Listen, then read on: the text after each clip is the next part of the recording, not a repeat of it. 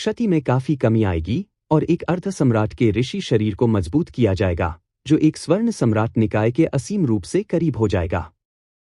Luo जिया की अभिव्यक्ति भयावह हो गई। उन्होंने कहा, अभी कोई जल्दी नहीं है। अब से 3 दिन बाद ब्लैक वाटर सिटी अर्ध सम्राट स्तरीय नीलामी का आयोजन करेगा। उस समय जब मैं वहां कुछ खजाने खरीदूंगा तो मेरी ताकत स्वाभाविक रूप से बढ़ जाएगी।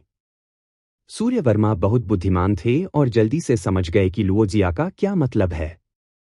दूसरा यंग मास्टर उस सफेद वस्त्र वाले व्यक्ति को व्यक्तिगत रूप से हराना चाहता था ताकि उसके द्वारा झेले गए अपमान को मिटा दिया जा सके। कोई बात नहीं, सब कुछ दूसरे यंग मास्टर की इच्छा के अनुसार होगा। सराय में वापस आकर अर्जुन देव अपनी साधना से बाहर आ गए। 5 उच्चस्तरीय राज्यों में से उन्होंने पहले से ही मृत्यु और नरसंहार को अपनी कृपाण आत्मा में पूरी तरह से मिला दिया था। अब नरसंहार कृपाण आत्मा और मृत्यु कृपाण आत्मा की अनुकूलता 100% तक पहुंच गई। उनकी ताकत अब बिजली कृपाण आत्मा की तुलना में थोड़ी कमजोर थी। यदि अर्जुन देव इन 2 अवस्थाओं को इच्छाओं में आगे बढ़ा सकते हैं तो संबंधित कृपाण आत्माएं बिजली कृपाण आत्मा से कमजोर नहीं होंगी। उस समय अर्जुन देव का युद्ध कौशल एक नियमित उपभोग अर्ध सम्राट के बराबर हो सकता था। डोंग डोंग डोंग खटखटाहट सुनाई दी। नौकर ने मुस्कुराते हुए कमरे में अपना सिर झांका। फिर उन्होंने पूरी रिपोर्ट अर्जुन देव को सौंप दी। नौकर ने उम्मीद से ज्यादा तेजी से काम किया था। उन्हें और अधिक काले सूक्ष्म सिक्कों के साथ पुरस्कृत करने के बाद अर्जुन देव ने उन्हें विदा कर दिया। अब यह देखने का समय था कि जेडाइट माउंटेन मैनर के पास किस तरह का दिव्य हथियार था। अर्जुन देव ने रिपोर्ट को ध्यान से पढ़ा, पन्ने के बाद पन्ने पलटते हुए। जैसे ही उसने ऐसा किया, उसकी अभिव्यक्ति तेजी से गंभीर हो गई। वह अपने चेहरे पर उत्साह का एक निशान दिखाने में मदद नहीं कर सका। जेडाइट माउंटेन मैनर के दिव्य हथियार को स्वर्गीय बादल जेडाइट तलवार कहा जाता था। इसे जेडाइट सॉवरेन ने पीछे छोड़ दिया था, जो अब जेडाइट माउंटेन मैनर का प्रबंधन नहीं करता था। स्वर्गीय बादल जेडाइट तलवार जेडाइट सॉवरेन द्वारा नहीं बनाई गई थी, न ही यह इसका मूल नाम था। इसके बजाय इसे पहले स्वर्गीय रक्त तलवार कहा जाता था। यह वास्तव में काला सागर के एक अन्य महान मार्शल सम्राट ब्लड स्वॉर्ड सॉवरेन की तलवार थी। ब्लड स्वॉर्ड सॉवरेन की महिमा थंडर फायर सॉवरेन की तुलना में और भी अधिक शानदार थी, जो घटते जिया कबीले के पूर्वज थे। मनुष्यों की रक्तरेखा होने के अलावा रक्त तलवार संप्रभु के पास डीप एबिस डेमोनिक वर्ल्ड के रक्त राक्षसों की रक्तरेखा भी थी, जो मनुष्यों और राक्षसों का मिश्रित रक्त था। हालांकि यह प्राचीन इतिहास का एक टुकड़ा था। काला सागर महाद्वीप के टूटने से पहले रक्त तलवार संप्रभु की मृत्यु हो गई। वह जो किंवदंती छोड़कर गए थे, वह केवल प्राचीन पुस्तकों में ही पाई जा सकती थी। केवल एक सा ज्ञान था जो व्यापक रूप से फैला हुआ था। वह था रक्त तलवार संप्रभु का एक मार्शल सम्राट बनने से पहले एक सम्राट का दिल बनाना। ब्लड स्वॉर्ड सॉवरेन ने पूरे कुनलुन क्षेत्र को हिलाकर इतिहास रच दिया था। उसके तक मार्शल युग में कभी भी ऐसा कोई व्यक्ति नहीं था जिसके पास मार्शल सम्राट के लिए आगे बढ़ने से पहले ही एक सम्राट का पूरा दिल था। स्वर्गीय मुहर जिसमें एक आत्मा निहित थी, वह केवल एक सम्राट के हृदय का अस्पष्ट रूप था। यह एक सम्राट के वास्तविक हृदय के बराबर नहीं था। केवल एक के बाद ही हवा और आग के अपने महान क्लेश को साफ कर दिया, स्वर्ण सम्राट शरीर जाली और सम्राट के दरवाजे को सफलतापूर्वक खोल दिया, एक सम्राट के दिल के पास हो सकता है। हालांकि इस ब्लड स्वॉर्ड सॉवरेन ने इस पैटर्न को तोड़ दिया। मार्शल सम्राट के लिए आगे बढ़ने से पहले एक सम्राट का दिल रखने वाला एकमात्र व्यक्ति बन गया। रिपोर्ट पकड़े हुए अर्जुन देव का हाथ लगभग कांप उठा। यदि वह इस गुप्त तकनीक को समझ सकता है और एक सम्राट के हृदय को संघनित कर सकता है, तो महान पूर्णता अर्ध सम्राट से उपभोग अर्ध सम्राट तक आगे बढ़ने के लिए आत्मा को स्वर्गीय मुहर में विलय करने की समस्या अपने आप हल हो जाएगी। तर्क सरल था। जब किसी ने आत्मा को स्वर्गीय मुहर में मिला दिया, तो यह केवल एक सम्राट के हृदय का अस्पष्ट रूप बनाया। यदि एक सम्राट का पूरा हृदय पहले से संघनित हो गया था, तो उसे अस्पष्ट रूप की आवश्यकता क्यों होगी? रेशमी के कहने का यही मौका होना चाहिए। अर्जुन देव ने जानकारी दी और खुद को शांत किया। यदि इस गुप्त तकनीक को खोजना इतना आसान होता, तो पिछले हजारों वर्षों में पहले से ही एक सम्राट के दिल को संघनित करने वाला कोई दूसरा व्यक्ति होता। क्या ऐसा हो सकता है कि एक सम्राट के दिल को पहले से संघनित करने की गुप्त तकनीक जेडाइट माउंटेन मैनर के दिव्य हथियार, स्वर्गीय बादल जेडाइट तलवार से संबंधित थी? सीमित जानकारी के साथ अर्जुन देव बस इतना ही निष्कर्ष निकाल सकते थे।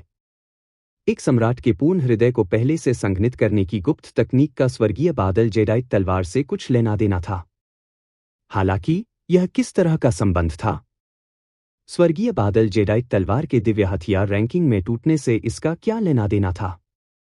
इस सब में रेशमी का क्या रोल था? यह सब अज्ञात था। अर्जुन देव ने रिपोर्ट रख दी और अपनी कनपटी रगड़ा। इतना सोचने का कोई मतलब नहीं था। उसे बस अगले महीने की 15 तारीख तक चुपचाप इंतजार करने की जरूरत थी और सब कुछ जवाब दिया जाएगा। अभी उसे जो करने की जरूरत थी वह खेती पर ध्यान केंद्रित करना था, फिर उस अर्ध सम्राट स्तर की नीलामी में जाना था जो 3 दिनों में आयोजित की जाएगी, एक नजर डालने के लिए। उम्मीद है कि उसे कुछ हासिल होगा, अन्यथा इतने सारे काले सूक्ष्म सिक्के होना निराशाजनक होगा और उन्हें खर्च करने के लिए कहीं नहीं होगा। पलक झपकते ही 3 दिन बीत गए। रेशमी ने नियत समय पर दरवाजा खटखटाया और अर्जुन देव को अपने साथ आने के लिए आमंत्रित किया। जैसा कि नाम से ही स्पष्ट है, अर्ध सम्राट स्तर की नीलामी में केवल अर्ध सम्राटों और उससे ऊपर के लोगों को प्रवेश करने की अनुमति दी गई थी। एक नियमित शहर इस तरह की नीलामी की मेजबानी करने में सक्षम नहीं होगा। इसका कारण कोई और नहीं बल्कि इतने सारे अर्ध सम्राटों को इकट्ठा करने में असमर्थता थी। केवल 4 या 5 लोगों के साथ व्यावहारिक रूप से कोई प्रतिस्पर्धा नहीं होगी। वे नीलामी की मेजबानी कैसे कर सकते हैं? हालांकि ब्लैक वाटर सिटी निश्चित रूप से अर्ध सम्राट स्तर की नीलामी की मेजबानी करने में सक्षम था। इसके अलावा नीलामी बेहद जीवंत होगी। काला सागर अर्ध सम्राटों के लिए सबसे अच्छा अनुभवात्मक प्रशिक्षण मैदान के रूप में अपनी प्रतिष्ठा पर खरा उतरा। ब्लैक वाटर सिटी में अर्ध सम्राट विशेषज्ञ व्याप्त थे। हर कुछ कदमों पर 1 या 2 को देखा जा सकता है। नीलामी घर को स्वर्गीय काल्ड्रॉन मंडप के रूप में जाना जाता था और इसे स्वर्गीय काल्ड्रॉन संप्रदाय द्वारा समर्थित किया गया था, जो एक ऐसा गुट था जो पवित्र भूमि से कमजोर नहीं था, जिसके कई संप्रभु मार्शल सम्राटों के साथ घनिष्ठ संबंध थे। स्वर्गीय कड़ाही मंडप, जिसमें एक भयानक समर्थक था, पहले से ही कई 100 वर्षों से अर्ध सम्राट स्तर की नीलामी का आयोजन कर रहा था। किसी ने कभी वहां परेशानी पैदा करने की हिम्मत नहीं की। समय के साथ यह अर्ध सम्राट स्तरीय नीलामी ब्लैक वाटर सिटी की एक महत्वपूर्ण घटना बन गई थी, जो काला जल सागर में कम से कम 80% अर्ध सम्राटों को आकर्षित करने में सक्षम थी। यहां तक कि पड़ोसी समुद्रों से अर्ध सम्राट ब्लैक विंड सी और ब्लैक फायर सी इसकी प्रसिद्धि के कारण आए, एक खजाना खरीदने की उम्मीद में जिसकी उन्हें आवश्यकता थी। जब अर्जुन देव और रेशमी उस सड़क पर पहुंचे जहां स्वर्गीय कड़ाही मंडप था, तो उन्हें पता चला कि कई काश्तकारों ने पहले से ही उस जगह पर भीड़ लगा दी है। कई लोग पास के रेस्तरां और सराय में भी गए थे, वहां बैठकर शराब पी रहे थे। ऐसा लग रहा था जैसे वे कोई तमाशा देख रहे हों। कभी कभी वे एक दूसरे से फुसफुसाते थे या आश्चर्य से चिल्लाते थे। इसके साथ क्या है? अर्जुन देव ने जिज्ञासा से पूछा। रेशमी का भी यहां आने का यह पहला मौका था, इसलिए उसे भी नहीं पता था कि क्या हो रहा है। जब दोनों ने राहगीरों से पूछा तो उन्हें समझ में आ गया कि क्या हो रहा है। यह पता चला कि अर्ध सम्राट स्तर की नीलामी के लिए प्रवेश टिकट ब्लैक एस्ट्रल सिक्कों के साथ नहीं खरीदा जा सकता था। इसके बजाय स्वर्गीय कड़ाही मंडप को अपनी ताकत साबित करने के लिए एक कृषक की आवश्यकता थी। जितना मजबूत था, उतना ही बेहतर टिकट उन्हें मिला। साधारण ताकत वाले लोग केवल साधारण टिकट प्राप्त कर सकते थे, हॉल में दूसरों के साथ बैठकर और एक निजी कमरे का आनंद लेने में असमर्थ थे। यह काफी दिलचस्प था।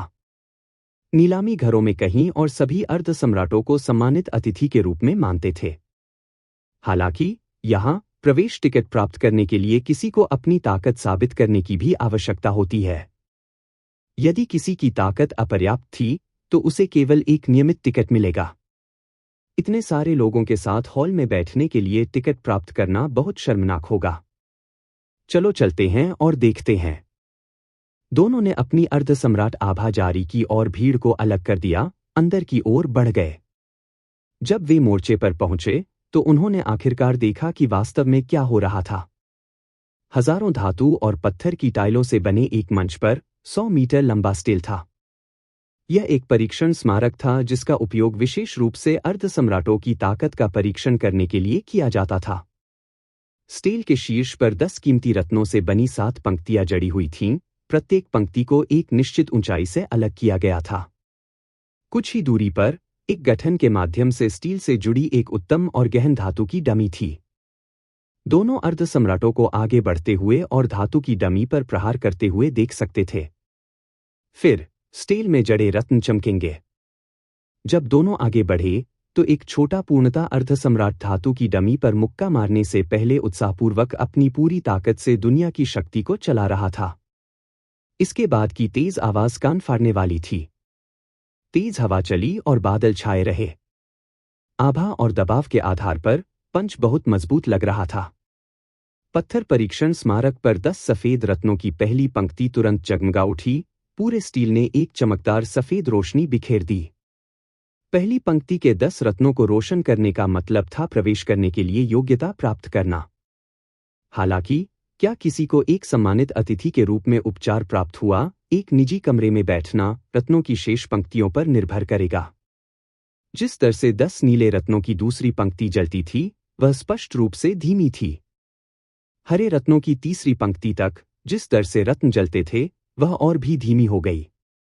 धातु की डमी के सामने खड़े कल्टीवेटर ने चिंता और प्रत्याशा की अभिव्यक्ति प्रकट की। हालांकि अंत में तीसरी पंक्ति के 10 रत्नों में से केवल 5 ही जल उठे। तीसरी पंक्ति पूरी तरह से प्रकाशित नहीं है। क्षमा करें, मैं आपको केवल सबसे साधारण प्रवेश टिकट दे सकता हूं। बगल में पहरा दे रहे स्वर्गीय काल्ड्रॉन मंडप के कर्मचारियों ने एक प्रवेश टिकट निकाला और उस अधेड़ उम्र के व्यक्ति को सौंप दिया। जैसे ही अधेड़ उम्र के व्यक्ति को प्रवेश टिकट मिला वह उदास दिखाई दिया।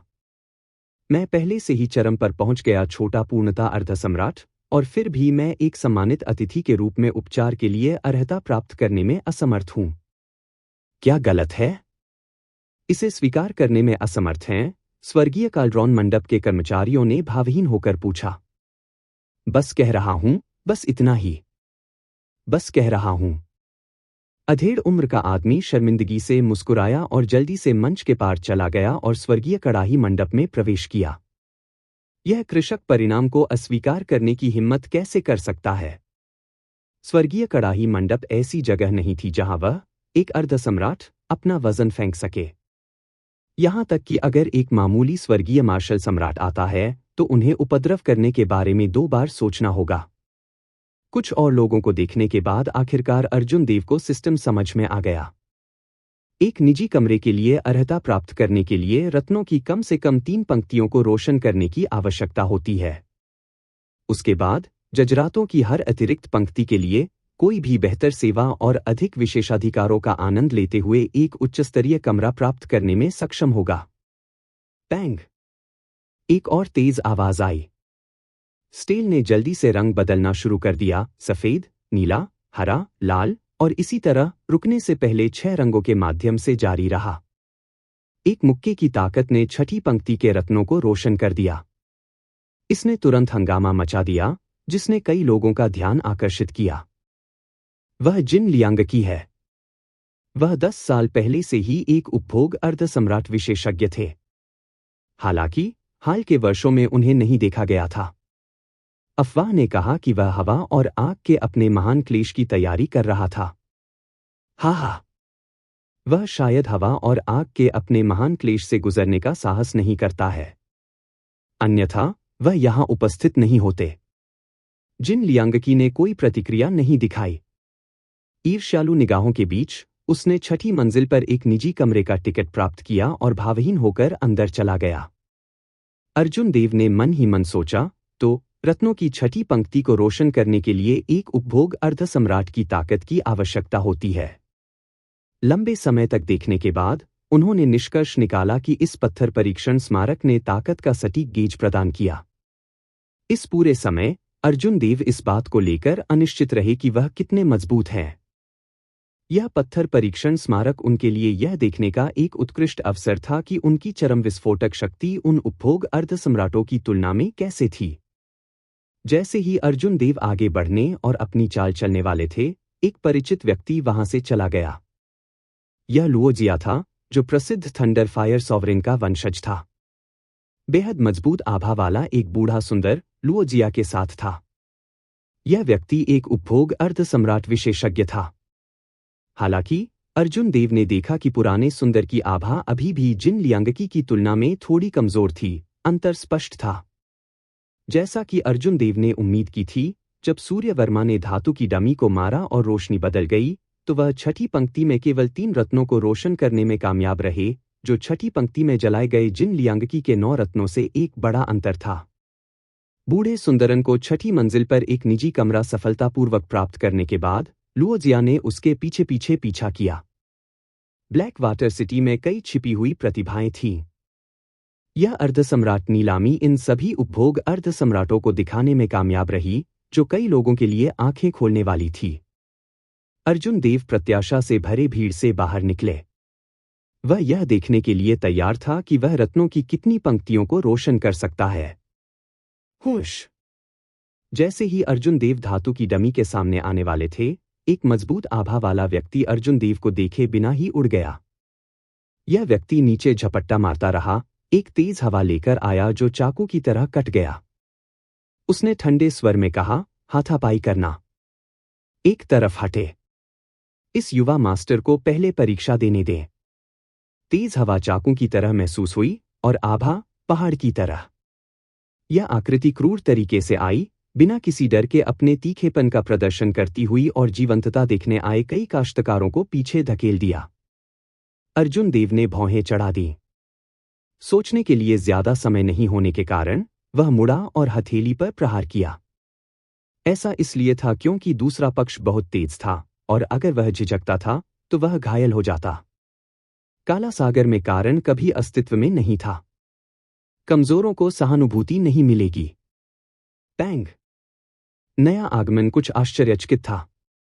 उसकी मजबूत आभा और दबाव के बावजूद दूसरा पक्ष, जो एक नया उन्नत महान पूर्णता अर्धसम्राट था, ने पीछे हटने का विकल्प नहीं चुना।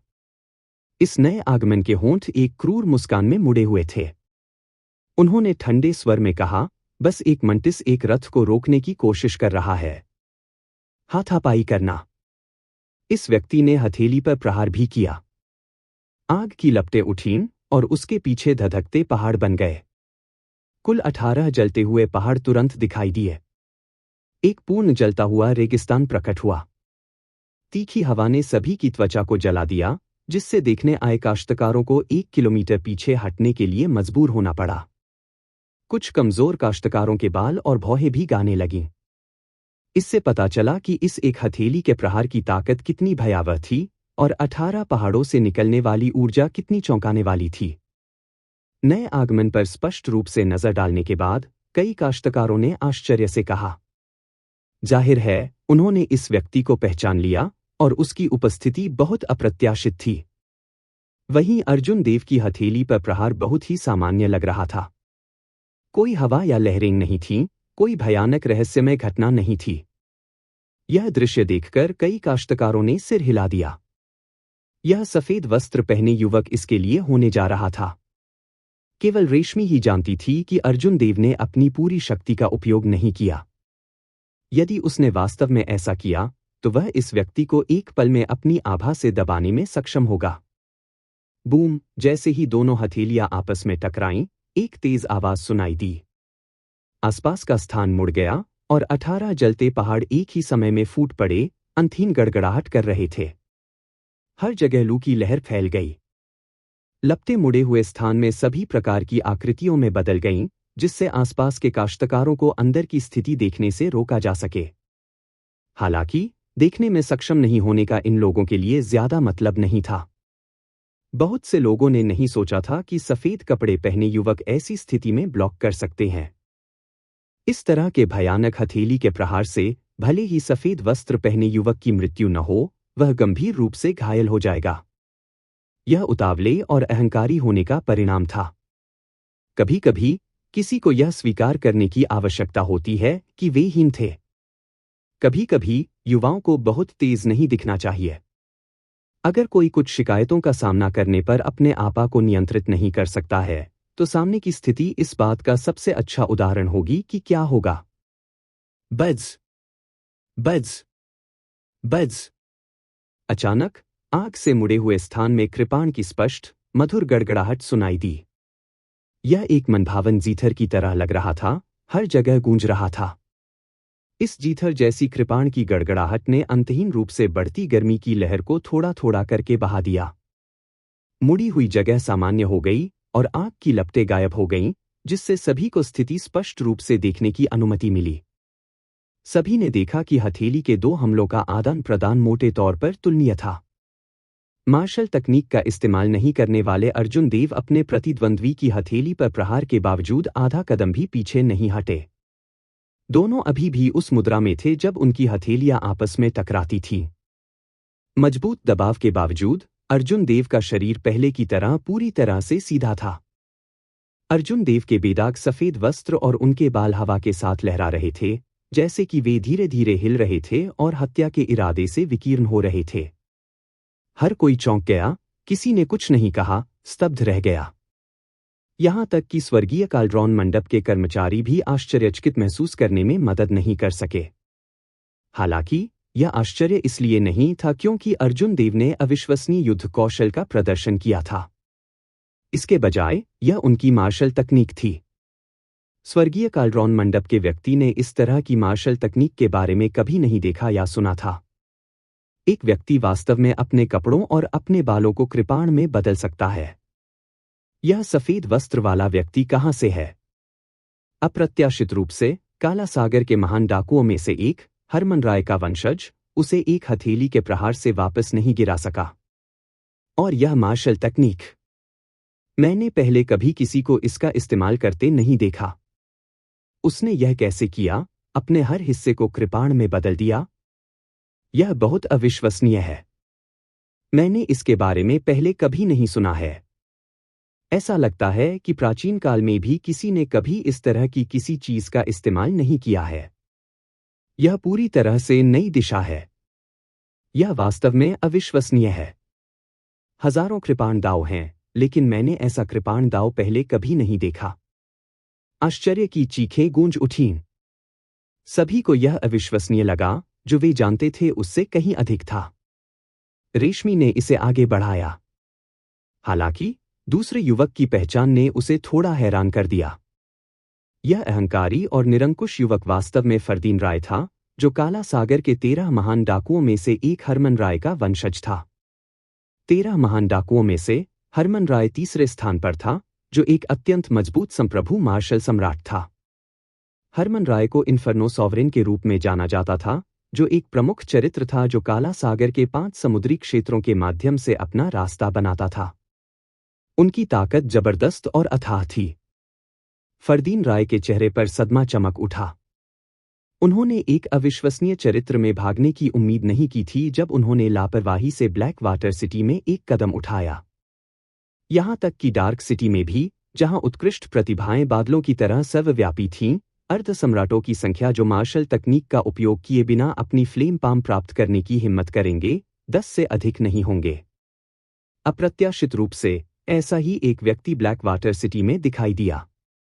इसके अलावा यह फरदीन राय के समान उम्र के बारे में एक उत्कृष्ट युवा प्रतिभा थी। आप कुछ हद तक सक्षम हैं। हालांकि यदि आपके पास बस इतना ही है, तो यह मेरे सामने अपर्याप्त होगा। वापस जाओ, फरदीन राय गुस्से से दहाड़ने लगा और एक काली लौ निकली, उसकी आभा असीम रूप से ऊंची हो गई। दुनिया की शक्ति बढ़ गई, अंतहीन उग्र ऊर्जा में बदल गई। फिर जैसे ही फरदीन राय ने हथेली पर प्रहार किया, उग्र ऊर्जा लहरों की तरह अर्जुन देव की ओर बढ़ गई। अर्जुन देव के कई लोगों ने बढ़ती गर्मी को महसूस किया, जो प्रत्येक लहर के साथ मजबूत होती गई। गर्मी की लहर ने उन पर हमला किया, उनके पास और पीछे जाने के अलावा कोई विकल्प नहीं था। अर्जुन देव ने कोई कदम नहीं हिलाया, जिससे गर्मी की लहर उमड़ पड़ी और पीछे हटने का कोई इरादा नहीं दिखा। उसकी कृपाण आत्मा और गड़गड़ाहट की इच्छा उसकी चेतना के समुद्र में विलीन हो गई। फिर वे एक विचार के साथ फूट पड़े। बैंगनी बिजली उसके शरीर से बाहर निकल गई। बिजली के प्रत्येक बोल्ट में एक अद्वितीय तेज कृपाण का इरादा था। पूरी तरह से विलीन हो गई बिजली और कृपाण के इरादे ने उस उग्र ऊर्जा को रोक दिया जो प्रत्येक लहर के साथ मजबूत होती रही। अर्जुन देव ने इस बढ़ती उग्र ऊर्जा को रोकने के लिए अपने निर्दोष कृपाण दाव के साथ अपनी बिजली कृपाण आत्मा का उपयोग किया, यहां तक कि एक तुरुप का पत्ता भी नहीं लाया। जैसे जैसे सेकंड बीतते गए, 1 मिनट तक पहुंचते हुए सभी को पता चला कि वातावरण में कुछ गड़बड़ है। यह हथेली के हमलों का एक साधारण आदान प्रदान था, लेकिन दोनों ने वास्तव में इसे इस स्तर तक धकेल दिया। स्वर्गीय कालड्रॉन मंडप के कर्मचारी थोड़ा भौहें चढ़ा गए। अगर दोनों इसी तरह लड़ते रहे तो दोनों पक्ष गंभीर रूप से घायल हो जाएंगे। यह नीलामी के लिए अच्छा नहीं होगा। उसी समय उस व्यक्ति ने स्वर्गीय कालड्रॉन मंडप के प्रबंधक से अपने कानों में एक नरम आवाज सुनी जो पर्दे के पीछे था। प्रबंधक चाहता था कि वह एक कदम उठाए और इस आमना सामना को समाप्त करे। बिना किसी हिचकिचाहट के हेवनली कालड्रॉन पवेलियन के कर्मचारियों ने हथेली पर हमला किया। एक ताड़ की हवा दिखाई दी और 2 भागों में विभाजित हो गई। अर्जुन देव और फरदीन राय की ओर दौड़ पड़ी। एक उपभोग अर्ध सम्राट के रूप में इस व्यक्ति की खेती को देखते हुए जो 2 लड़ रहे थे, उनके पास पीछे हटने के अलावा कोई विकल्प नहीं होगा। फरदीन राय ने शाप दिया लेकिन कुछ भी करने में असहाय था। वर्तमान में वह इस हथेली के प्रहार से निपटने के लिए अपना ध्यान विभाजित नहीं कर सकता था। जैसे ही ताड़ की हवा निकट आई, फरदीन राय की आकृति चमक उठी, पीछे हट गई। वह मजबूती से उतरने से पहले कई बार हवा में तैरता रहा। स्वर्गीय कालड्रॉन मंडप के कर्मचारी संतुष्टि के साथ मुस्कुराए। हालांकि इससे पहले कि वह अपनी मुस्कान पूरी करता, उसने देखा कि अर्जुन देव उसकी हथेली के प्रहार से बच नहीं पाए। इसके बजाय अर्जुन देव का बायां हाथ, जिसे उन्होंने नीचे रखा था, अचानक ऊपर उठ गया। एक जोरदार और तेजस्वी चांद उसके पीछे से ऊपर उठा, जो लौ की तरह जल रहा था। बुलंद आकांक्षाएं और गर्म रक्त। हथेली के इस प्रहार ने सभी के दिलों को भावनाओं से भर दिया। उनका खून ऐसे बह गया जैसे उन्होंने मजबूत शराब पी ली हो, जिससे वे बहुत बेहिचक और लापरवाह महसूस कर रहे हों। अप्रत्याशित रूप से अर्जुन देव ने स्वर्गीय कड़ाही मंडप के उपभोग अर्ध सम्राट से ताड़ की हवा का आधा हिस्सा तोड़ दिया। अर्जुन देव ने फरदीन राय के साथ एक घातक संघर्ष समाप्त किया और उनके पास आराम करने या ठीक होने का कोई समय नहीं था। हालांकि वह अपना हाथ उठाकर उपभोग अर्ध सम्राट के हमले को तोड़ने में कामयाब रहे। इस तरह के दृश्य ने कई दर्शकों को चौंका दिया। उनकी आंखें आश्चर्य से चौड़ी हो गईं। एक बेतहाशा भाग गया जबकि दूसरा आधा कदम भी दूर नहीं गया। यह स्पष्ट था कि इस संघर्ष में शीर्ष पर कौन आया। तेज हवा का झोंका चलना बंद हो गया और अर्जुन देव के बाल और वस्त्र शांत हो गए। हवा में गूंजने वाली कृपाण की गड़गड़ाहट भी तुरंत बंद हो गई। अर्जुन देव अपनी पीठ के पीछे हाथ रखकर सीधे खड़े थे। उनके नाजुक चेहरे पर एक अवर्णनीय गर्व था। आप भाग्यशाली हैं। वह हथेली की हड़ताल मूल रूप से आपके लिए थी, अर्जुन देव ने फरदीन राय से ठंडे स्वर में कहा। फिर वह फरदीन राय को नजरअंदाज करते हुए मुड़ा और धातु की डमी की ओर बढ़ गया। पैंग! जब अर्जुन देव ने धातु की डमी को मुक्का मारा तो एक तेज आवाज आई। रिपोर्ट गड़गड़ाहट की तरह थी, जो गुस्से से गरजती थी, आसपास के सभी काश्तकारों को चौंका देती थी। हर कोई उत्सुकता से स्टील को देख रहा था, इस रहस्यमय सफेद कपड़े पहने हुए युवक के परिणाम देखने की प्रतीक्षा कर रहा था। रत्नों की पंक्तियों के रूप में स्टील पर रंग तेजी से बदल गए। पहली पंक्ति तुरंत जल उठी, इसी तरह दूसरी पंक्ति। फिर तीसरी पंक्ति के 10 रत्नों को प्रकाश में आने में 3 सेकंड का समय लगा। रत्नों की रोशनी तीव्र गति से आगे बढ़ी। जब यह अंततः 5वीं पंक्ति में पहुंच गई तो धीमी हो गई। अप्रत्याशित को छोड़कर अर्जुन देव 5वीं पंक्ति के 10वें रत्न को रोशन करेंगे। यह एक शिखर महान पूर्णता अर्धसम्राट की सीमा होनी चाहिए। जहां तक रत्नों की 6ठी पंक्ति का सवाल है, केवल एक उपभोग अर्धसम्राट, एक कृषक जिसने अपनी आत्मा को स्वर्गीय मुहर के साथ मिला दिया था, उन्हें सफलतापूर्वक रोशन कर सकता था। अब तक सभी कृषक जो 6ठी पंक्तियों के रत्नों को रोशन करने में कामयाब रहे, वे उपभोग अर्धसम्राट थे। 5वीं पंक्ति के रत्न धीरे धीरे एक एक करके जल उठे। किसी को आश्चर्य नहीं हुआ, सभी 10 रत्न जल उठे, जैसा कि अपेक्षित था। भले ही वह एक नया उन्नत महान पूर्णता अर्धसम्राट है, उसके पास पहले से ही एक चोटी महान पूर्णता अर्धसम्राट का युद्ध कौशल है। कोई आश्चर्य नहीं कि वह फरदीन राय के ऊपर आ गया। यह एक विशेषज्ञ है, लेकिन मैंने उसके बारे में पहले कभी काला जल सागर में नहीं सुना है, न ही पास के ब्लैकविंड सी और ब्लैक फायर सी में। वह किसी अन्य समुद्री क्षेत्र से होना चाहिए। जैसे ही दर्शकों ने अर्जुन देव पर चर्चा की, छठी पंक्ति के आकर्षक बैंगनी रत्नों में से एक अचानक और चुपचाप जल उठी। जगह पर सन्नाटा छा गया। जो किसान एक दूसरे से बातें कर रहे थे, वे सभी चौड़े हो गए, स्तब्ध रह गए। वे सभी अविश्वास के साथ घटनास्थल पर नजर डाले। थोड़ी देर बाद, एक बार जब भीड़ को यकीन हो गया कि वे क्या देख रहे हैं, तो एक बड़ा हंगामा शुरू हो गया। एक महान पूर्णता अर्धसम्राट ने वास्तव में उस ताकत का प्रदर्शन किया जो केवल एक उपभोग अर्धसम्राट के पास होनी चाहिए। यह बेहद चौंकाने वाला था। हालांकि धातु की डमी के सामने खड़े अर्जुन देव संतुष्ट नहीं हुए और थोड़ा भौहें चढ़ा दी। उन्होंने उस पहले के पंच में अपनी पूरी ताकत लगा दी थी। अपनी ताकत बढ़ाने के लिए अपने कृपाण या गुप्त तकनीक का उपयोग नहीं करने के अलावा उसने कुछ भी वापस नहीं रखा था। हालांकि अप्रत्याशित रूप से छठी पंक्ति का केवल एक बैंगनी रत्न जल उठा। एक उपभोग अर्धसम्राट की तुलना में ताकत में स्पष्ट अंतर था।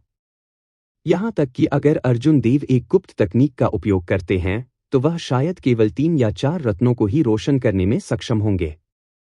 यदि वह और भी अधिक शक्तिशाली उपभोग अर्धसम्राट से टकराता, तो वह अभी भी तुलना में पीला पड़ जाएगा। युवक, तुम बहुत मजबूत हो।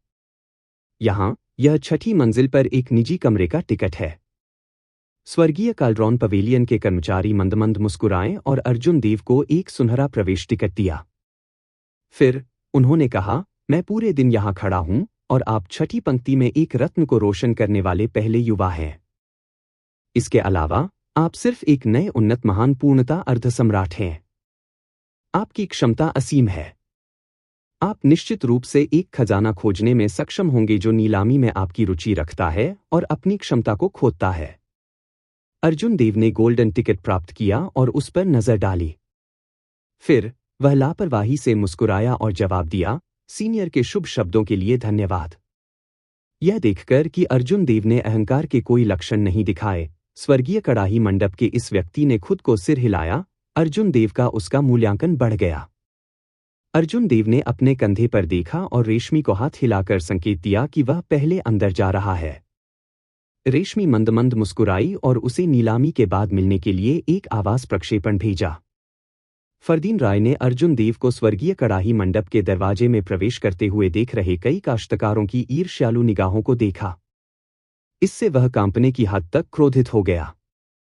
काला सागर के एक महान समुद्री डाकू के वंशज के रूप में, जो काला सागर के सबसे बड़े समुद्री क्षेत्र डार्क सी में बार बार आता था, वह जहां भी जाता था, उसे ध्यान का केंद्र होने की उम्मीद थी। कुछ उत्कृष्ट युवा प्रतिभाओं के अलावा, जो इतने मजबूत थे कि फरदीन राय ने उनके साथ कुछ करने की हिम्मत नहीं की, उसी पीढ़ी में किसी ने भी उनके सामने इतना अहंकारी व्यवहार करने की हिम्मत नहीं की। केवल आधी चाल से जीतने के बाद अर्जुन देव ने फरदीन राय को नजरअंदाज करने का फैसला किया। इसके अलावा उन्होंने ब्लैक वाटर सिटी जैसी छोटी सी जगह में ऐसा किया। फरदीन राय ने शाप दिया और धातु की कठपुतली के पास चला गया। उसने धुएं जैसी ऊर्जा छोड़ी जो बढ़ गई। फिर उसने धातु की कठपुतली को लात मारी। स्टील प्रकाश से टिमटिमा रहा था और रत्न लगातार जगमगा रहे थे। अप्रत्याशित रूप से फरदीन राय भी छठी पंक्ति में पहुंचने में सफल रहे। इसके अलावा उन्होंने 2 बैंगनी रत्नों को रोशन किया, जो अर्जुन देव से एक अधिक था। फरदीन राय की आंखों में एक अहंकारी भाव चमक उठा। अंत में, आप अभी भी मुझसे कमजोर हैं। मेरे पास गुप्त तकनीक है जो मेरे राय कबीले में पारित की गई है। मैं जिस ताकत के साथ विस्फोट कर सकता हूं वह पहले से ही एक उपभोग अर्धसम्राट के बराबर है। मुझे कभी भी तुम्हें अकेले पकड़ने का मौका मत दो।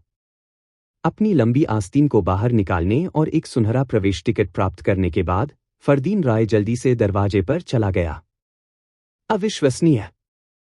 वह वास्तव में एक संप्रभु मार्शल सम्राट के वंशज होने के लिए रहता है। इस फरदीन राय की विस्फोटक ताकत वास्तव में चौंकाने वाली है। उसने एक गुप्त तकनीक को सक्रिय किया।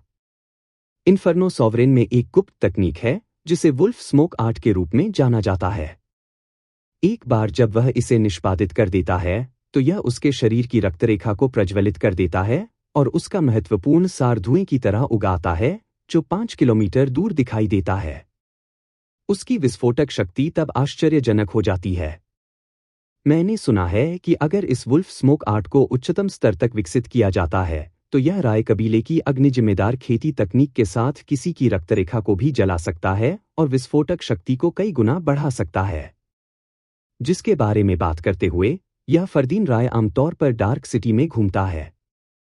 वह यहां हमारे ब्लैक वाटर सिटी में क्यों है? वह शायद अभी गुजर रहा है। हा। हालांकि उसने निश्चित रूप से कल्पना नहीं की थी कि वह ब्लैक वाटर सिटी में एक महान पूर्णता अर्धसम्राट से हार जाएगा। जब फरदीन राय, जो पहले ही मंच पर चल चुके थे, ने इन चर्चाओं को सुना तो उनकी आंखों में जानलेवा इरादा गहरा गया। उसने अपना दाहिना हाथ जकड़ लिया और उसकी हड्डियां टूट गईं। होश! फरदीन राय अभी वहां से ही निकले थे कि एक और व्यक्ति आया। यह व्यक्ति लगभग 40-50 वर्ष का था। वह असाधारण लग रहा था, सुरुचिपूर्ण कपड़े पहने हुए था। उन्होंने अपने अंगूठे पर एक जेडाइट रिंग भी पहनी थी जो शहरों के लायक थी। कई नौकर इस व्यक्ति के पीछे चले गए क्योंकि वह अपनी छाती को फूलकर चला रहा था।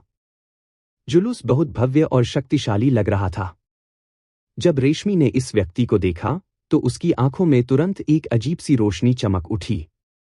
यह अधेड़ उम्र का आदमी कोई और नहीं बल्कि लावण्या था, जो जेडाइट माउंटेन मैनर का वर्तमान मनोर लॉर्ड था।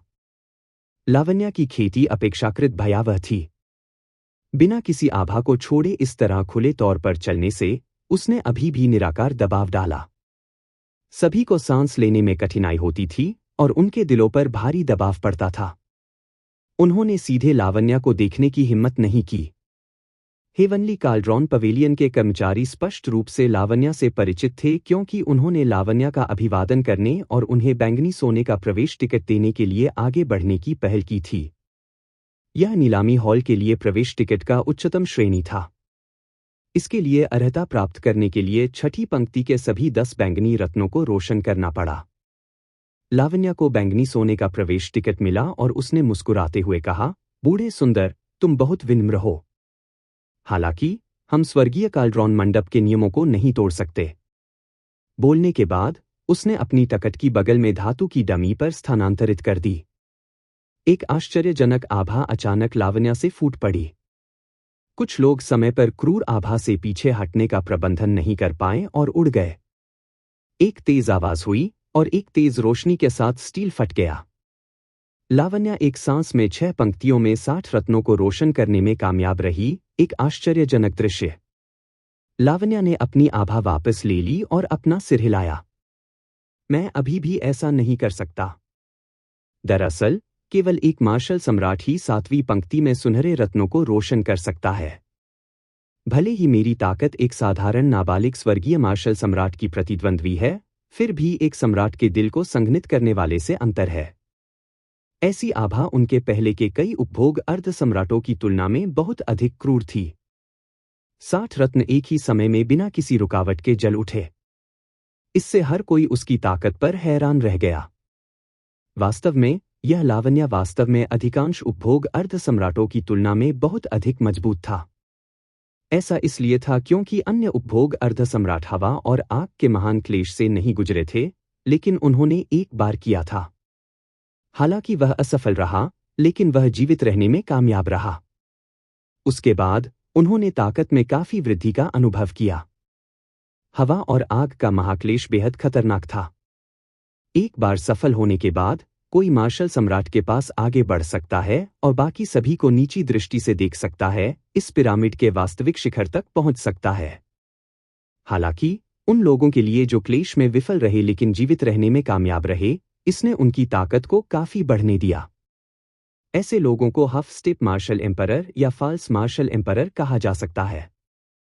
दुनिया की शक्ति जिसे वे चला सकते थे, पहले से ही एक मामूली स्वर्गीय मार्शल सम्राट की प्रतिद्वंद्विता थी। हालांकि एक सम्राट के दिल की कमी के कारण वे हमेशा आधा कदम शर्मीले रहेंगे। इसके अलावा एक बार क्लेश से गुजरने के बाद कोई दूसरा मौका नहीं होगा। कहने का तात्पर्य यह था कि जबकि यह लावण्या अब मजबूत दिखाई दे रहा था, वह कभी भी आगे नहीं बढ़ पाएगा। मार्शल सम्राट के पास आधा कदम उठाया। जब रेशमी ने स्वर्गीय कड़ाही मंडप में प्रवेश करने वाली लावण्या की ओर देखा तो उसने धीरे से अपने चेहरे पर मुस्कान प्रकट की। यह व्यक्ति आखिरकार आ गया। यदि यह व्यक्ति नहीं आया होता तो भी हेवनली क्लाउड जेडाइट स्वॉर्ड के डिवाइन वेपन रैंकिंग में शामिल होने की 30% संभावना होती। हालांकि अब जब वह यहां था तो योजना आगे बढ़ सकती थी और वह असफल होने के लिए अभिशप्त होने का बिल्कुल भी मौका नहीं पाएगा। दिव्य हथियार स्वर्गीय बादल जेडाइट तलवार केवल स्क्रैप धातु का ढेर बन जाएगा। लूना पैलेस की चौंकाने वाली विंड जिथर डिवाइन वेपन रैंकिंग पर बने रहने में सक्षम होगी, जिसका अर्थ है कि रेशमी अपने मिशन में सफल होगी। स्वर्गीय कड़ाही मंडप के अंदर एक उत्कृष्ट रूप से सजाया गया हॉल था जो एक अंगूठी के आकार का था, जिसमें 7 मंजिलें थीं। अर्जुन देव ने अपना गोल्डन एंट्री टिकट देने के बाद एक अटेंडेंट उन्हें 6ठी मंजिल पर एक शानदार निजी कमरे में ले गया। निजी कमरे का डिजाइन बहुत दिलचस्प था। स्वर्गीय काल्ड्रॉन मंडप का ग्राहक की गोपनीयता की रक्षा करने का कोई इरादा नहीं था। खिड़कियां खुली थीं, जिससे कमरा सभी के सामने आ रहा था। विभिन्न निजी कमरों में बैठे लोग और हॉल में मेहमान एक दूसरे को देख सकते थे। हॉल में पहले से ही काश्तकारों की भीड़ थी। ये सभी छोटे पूर्णता अर्धसम्राट थे जिन्होंने एक निजी कमरा पाने का प्रबंधन नहीं किया, उनमें से लगभग 1000। जब सभी को एक साथ देखा जाता है तो 1000 छोटे पूर्णता अर्धसम्राट एक बड़ी संख्या की तरह दिखते थे। हालांकि अगर कोई इसके बारे में ध्यान से सोचा तो अकेले ब्लैक वाटर सिटी में 100 मिलियन से अधिक स्थानीय किसान थे। इसके अलावा कई अर्धसम्राट अनुभवात्मक प्रशिक्षण के लिए अन्य समुद्री क्षेत्रों से आए थे। 1000 छोटे पूर्णता अर्धसम्राटों को एक स्थान पर इकट्ठा करना बिल्कुल भी अतिरंजित नहीं था। यदि वे अर्धसम्राट जो अभी भी विभिन्न अवशेषों में साहसी हैं, जो समय पर पहुंचने में कामयाब नहीं हुए हैं, उन्हें शामिल किया जाए तो और भी अधिक होंगे। यह पहली बार था जब अर्जुन देव ने इतने सारे अर्धसम्राटों को इकट्ठा होते देखा था। वह प्रभावित महसूस किए बिना नहीं रह सका।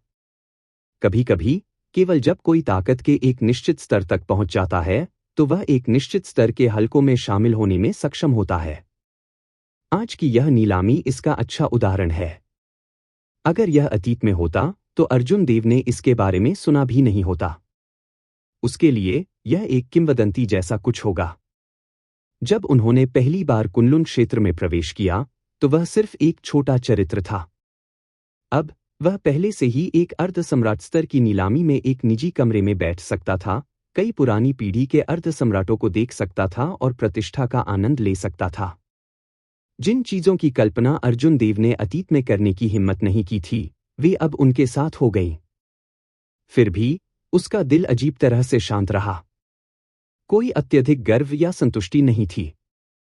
मुझे आश्चर्य है कि मार्शल सम्राट स्तर की नीलामी या सभा किस तरह का दृश्य होगा। एक साइड टेबल पर बढ़िया शराब परोसी गई थी। एक पल के लिए शराब को घुमाने के बाद अर्जुन देव ने अपने दिल में तीव्र प्रत्याशा महसूस करते हुए उसे एक ही बार में गिरा दिया। नीलामी औपचारिक रूप से सूर्यास्त के बाद ही शुरू होगी। उससे पहले अभी भी काफी समय था। ऊब महसूस करते हुए अर्जुन देव ने मेज पर नीलामी का मैनिफेस्ट उठाया और ध्यान से उसे देखा। उन्होंने कहा, यह वास्तव में अर्धसम्राट स्तर की नीलामी है। नीलामी के लिए सभी चीजें बहुत आकर्षक हैं। वे दिव्य हथियार भी बेचते हैं। अर्जुन देव मैनिफेस्ट पर ध्यान दे रहे थे, कुछ ऐसा खोज रहे थे जो वह चाहते थे, जब उन्होंने सूची में एक दिव्य हथियार देखा। यह एक कीमती तलवार थी। शुरुआती बोली 20 मिलियन ब्लैक एस्ट्रल सिक्के थी।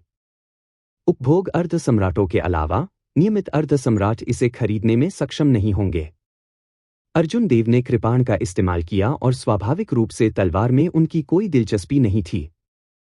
जैसे ही वह देखता रहा, एक औषधीय गोली ने उसका ध्यान आकर्षित किया। एक स्रोत लौटने वाली गोली स्वर्गीय कानूनों को तुरंत पुनर्प्राप्त कर सकती है। यह किसी की नियम ऊर्जा को दोगुना करने के समान है। इस औषधीय गोली ने अर्जुन देव जैसे लोगों के लिए एक बड़ा आकर्षण रखा, जिनके पास उतनी कानून ऊर्जा नहीं थी जितनी कि उपभोग अर्धसम्राटों के पास थी। एक ने अपनी लॉ एनर्जी को समाप्त करने के बाद कोई भी सोर्स रिटर्निंग पिल को निगल सकता है और तुरंत अपने युद्ध कौशल को पुनर्प्राप्त कर सकता है, जो एक महत्वपूर्ण क्षण में किसी के जीवन को बचा सकता है। अर्जुन देव ने इस औषधीय गोली के बारे में पहले भी सुना था। इसकी सामग्री को इकट्ठा करना कठिन था और परिष्कृत सफलता दर भी कम थी, जिससे यह किंग ग्रेड औषधीय गोलियों के बीच दुर्लभ हो गया। औषधीय गोलियों की इस बोतल के लिए न्यूनतम बोली 1 मिलियन ब्लैक एस्ट्रल सिक्के थे। अर्जुन देव ने अनुमान लगाया कि इस औषधीय गोली की कीमत कम से कम 3 या चौगुनी होगी। मैनिफेस्ट को देखने के बाद अर्जुन देव ने पाया कि नीलामी की कई वस्तुओं का विस्तृत परिचय नहीं था, कुछ का नाम भी नहीं था।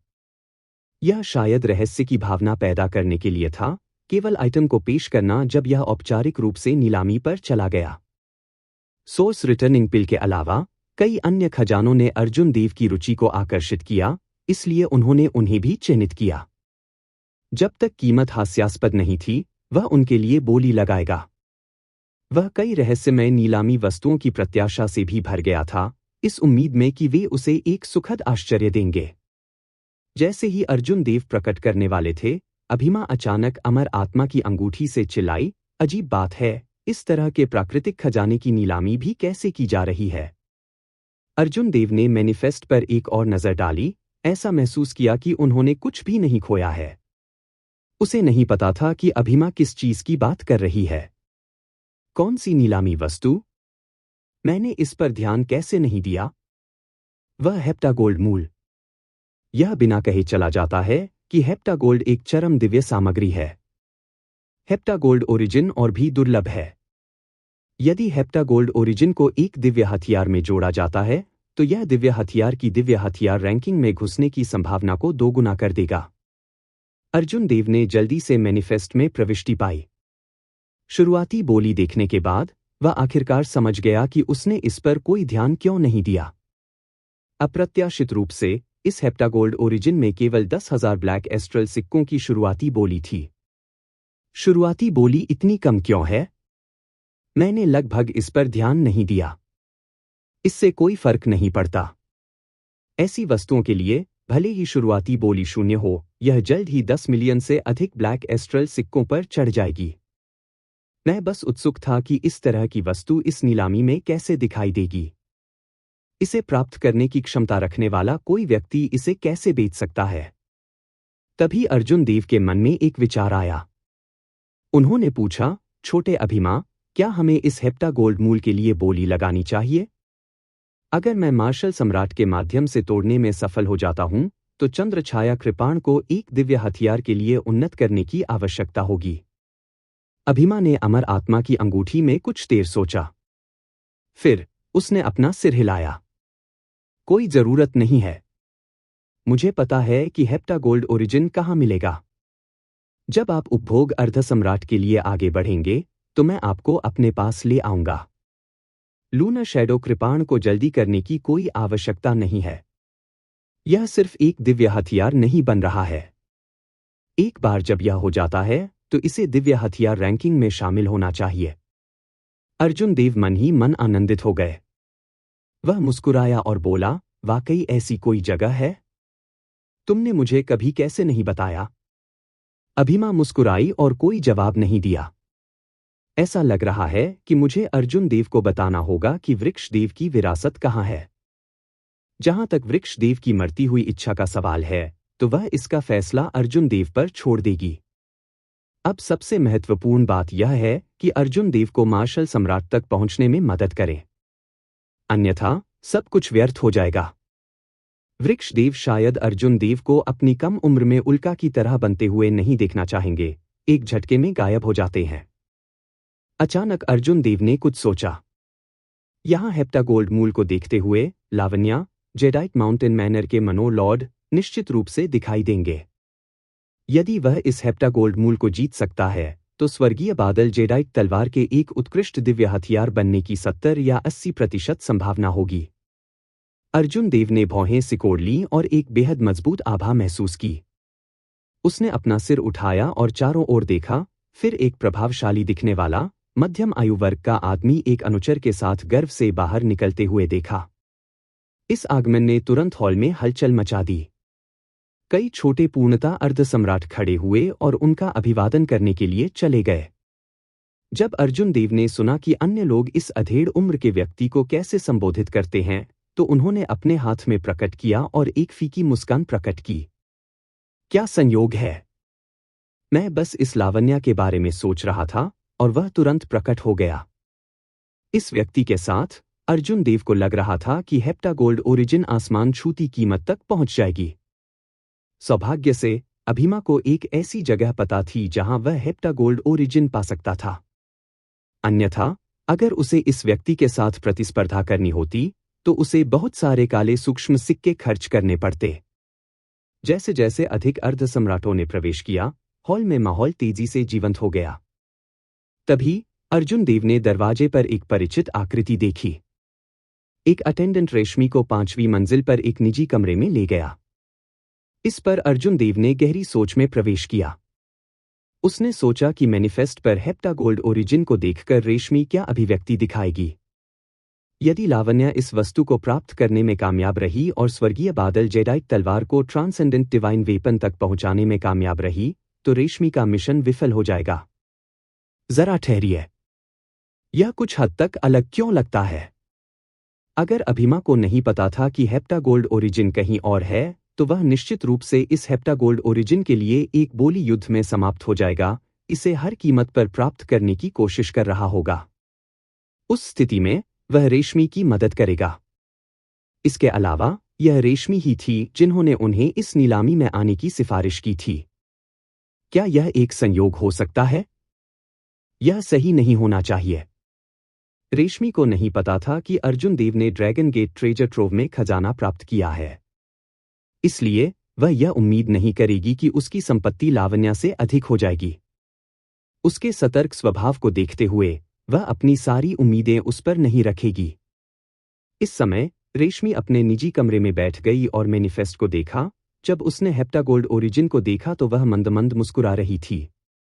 अर्जुन देव चाहे जो भी सोचते हों, वह कभी अंदाजा नहीं लगा पाएंगे कि रेशमी का प्लान क्या था। चूंकि रेशमी ने व्यक्तिगत रूप से एक कदम उठाया था, इसलिए वह लावण्या को जीतने का कोई मौका कैसे दे सकती थी? जब पूर्णिमा आकाश में ऊंची लटकी हुई थी, तो स्वर्गीय काल्ड्रॉन मंडप की अर्धसम्राट स्तरीय नीलामी शुरू हुई। स्वर्गीय काल्ड्रॉन मंडप के कर्मचारी जो पहले बाहर खड़े थे, मंच पर चले गए। अभिवादन में सभी को मुट्ठी में सलाम करने के बाद वह सीधे रात के विषय पर चले गए। इस बूढ़े सुंदर का नाम याकवीर कौशिक है। मैं आगे अपना परिचय देने की जहमत नहीं उठाऊंगा। भविष्य में यदि हर किसी के पास कुछ भी है जिसे वे नीलामी के लिए रखना चाहते हैं, तो आप आ सकते हैं और मेरी तलाश कर सकते हैं। आगे की हलचल के बिना मैं नीलामी शुरू कर दूंगा। पहला खजाना किंग ग्रेड दस्ताने की एक जोड़ी है जिसे फ्लीटिंग शैडो के नाम से जाना जाता है। याकवीर कौशिक ने आश्वासन के साथ खुलकर बात की, बिना किसी विस्तार के सीधे मुख्य बिंदुओं पर गए। उन्होंने जारी रखा, एम्परर ग्रेड सीक्रेट ट्रेजर से परिचित दोस्तों को पता होगा कि यहाँ तक कि सबसे साधारण एम्परर ग्रेड सीक्रेट ट्रेजर को भी अपनी पूरी शक्ति लाने के लिए एक मामूली स्वर्गीय मार्शल सम्राट की आवश्यकता होती है। अर्ध सम्राटों के लिए सबसे उपयुक्त गुप्त खजाने अभी भी चोटी किंग ग्रेड गुप्त खजाने हैं, जिन्हें peak quality king grade secret treasure के रूप में भी जाना जाता है। हमले की गति बढ़ाने के मूल कार्य के अलावा फ्लीटिंग शैडो ग्लव्स प्रतिद्वंद्वी के हमले के एक हिस्से को भी बेअसर कर सकते हैं। शुरुआती बोली कम से कम 1 लाख ब्लैक एस्ट्रल सिक्कों की वृद्धि के साथ 1 मिलियन ब्लैक एस्ट्रल सिक्के हैं। अर्जुन देव ने परिचय सुनने के बाद उनकी आंखें चमक उठीं। दस्ताने की यह जोड़ी बस उसके लिए बनाई गई थी। अपने हमले की गति को बढ़ाकर अर्जुन देव अपनी कृपाण को और भी तेजी से घुमा सकते थे। बल को नष्ट करने का कार्य मुट्ठी तकनीकों और हथेली तकनीकों का मुकाबला करते समय उसके युद्ध कौशल को भी बढ़ावा देगा। शायद कोई भी उपस्थित नहीं था जो अर्जुन देव की तरह था, जो ब्लेड्समैन होने के बावजूद करीबी युद्ध तकनीकों में समान रूप से कुशल था। 1 लाख 5 लाख काले सूक्ष्म सिक्के। 1,06,00,000 काले सूक्ष्म सिक्के, 1,07,00,000 काले सूक्ष्म सिक्के, 2 मिलियन काले सूक्ष्म सिक्के। किसी को भी कुछ अच्छा करने के लिए बोली लगाने से डरने की जरूरत नहीं थी।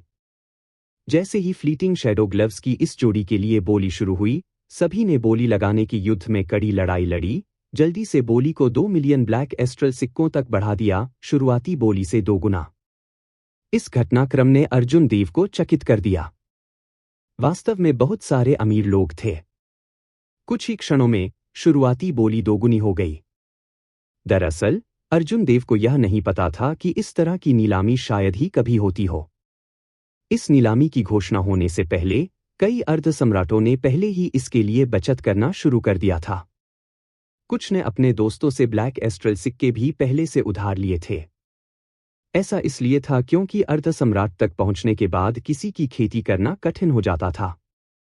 हर कोई सुधार करने में असमर्थ होने के कारण बाहरी वस्तुओं का युद्ध कौशल पर अधिक प्रभाव पड़ा। यदि कोई एक संगत खजाना खोजने में कामयाब रहा तो उसकी युद्ध क्षमता 10 या 20% तक बढ़ सकती है, दशकों की खेती के बराबर। इसलिए यह अजीब होगा यदि बोली युद्ध तीव्र नहीं था। अर्जुन देव ने बोली लगाने में जल्दबाजी नहीं की। उन्होंने पहले भी विभिन्न आकारों की नीलामी में भाग लिया था और पहले से ही कुछ तकनीक समझ ली थी।